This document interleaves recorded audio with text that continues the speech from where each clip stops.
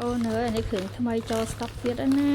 មានច្រើនណាបងប្អូនមានកងដៃមានជៀនមានខ្សែដៃអីចឹងណាបងប្អូនចាជាប្រភេទផ្លាទីនណា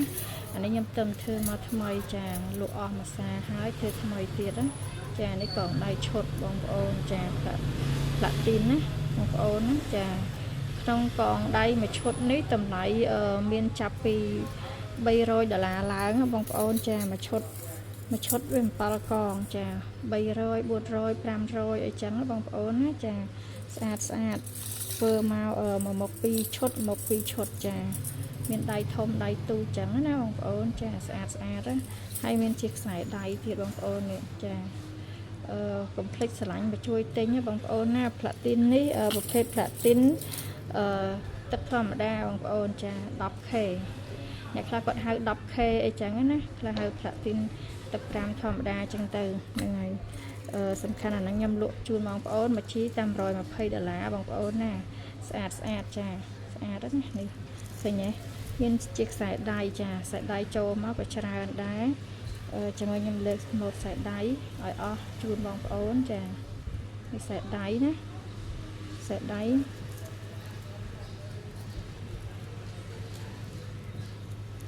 ប្រភេទខ្សែដៃចាខ្សែដៃនៅមានខ្សែដៃនេះទៀតចាខ្សែដៃម៉ូតស្អាតបងប្អូននេះមានស្ពឺផងមានកថាផងអញ្ចឹងណាស្អាតបងប្អូនឲ្យតម្លៃធូរថ្លៃទេអត់សូវថ្លៃប្រហែលទេបងប្អូនណាខ្ញុំលក់ថ្លឹងជាជីបងប្អូនចាមួយជីតែ$120ទេហើយយើងថ្លឹងទៅប្រហែលជីគុណលុយតាមដឹងអញ្ចឹងណាបងប្អូនចានេះប្រភេទខ្សែដៃហើយក៏មានជាជៀនដែរនេះជៀនអានេះមិនមែនមាសទេបងប្អូនណាប្រភេទជៀនផ្លាទីនចាខ្ញុំទៅធ្វើមកបងប្អូនស្អាតដែរបងប្អូននេះចាមានវងធំវងទូចអីចឹងណាហើយសម្រាប់បងប្អូននៅតាមបណ្ដាខេត្តចង់បានខ្ញុំអាចផ្ញើជូនបងបានណាបើសិនជាបងស្រឡាញ់ណាចាស្អាតបងប្អូនស្រឡាញ់មួយណាអាចខមមិនសួរហើយថតឲ្យបាញ់ចូលឆាតសួរឲ្យខ្ញុំមើលវិញចឹងណាចា